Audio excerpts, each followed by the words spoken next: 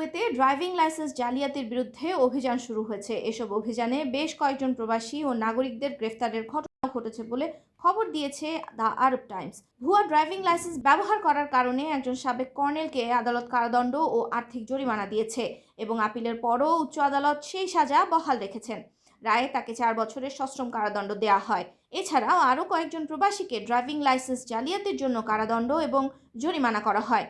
মামলার তদন্তে প্রমাণ পাওয়া যায় যে তারা নিয়ম মেনে লাইসেন্স না নিয়ে জাল কাগজপত্রের মাধ্যমে ড্রাইভিং লাইসেন্স সংগ্রহ করেছিলেন। কুয়েতের সংশ্লিষ্ট আদালত স্পষ্টভাবে জানিয়েছে, ভুয়া লাইসেন্স তৈরি করা, দালালের মাধ্যমে কেনা বা জেনে শুনে ভুয়া ড্রাইভিং লাইসেন্স ব্যবহার করা গুরুতর অপরাধ। এতে শুধু জেল বা জরিমানায় নয়, চাকরি হারানো, রেসিডেন্সি বাতিল, ব্ল্যাকলিস্ট হওয়া এবং শেষ পর্যন্ত দেশে ফেরত পাঠানোর মতো কঠিন পরিণতিও হতে পারে। তাই কুয়েতে অবস্থানরত সকল প্রবাসীর প্রতি অনুরোধ জানানো হয়েছে, ড্রাইভিং লাইসেন্স বা যে কোনো সরকারি কাগজপত্র শুধুমাত্র বৈধ এবং সরকারি প্রক্রিয়ায় সংগ্রহ করার জন্য। সামান্য সুবিধার জন্য নেওয়া ভুল সিদ্ধান্ত ভবিষ্যতে বড় আইনি সমস্যার কারণ হতে পারে।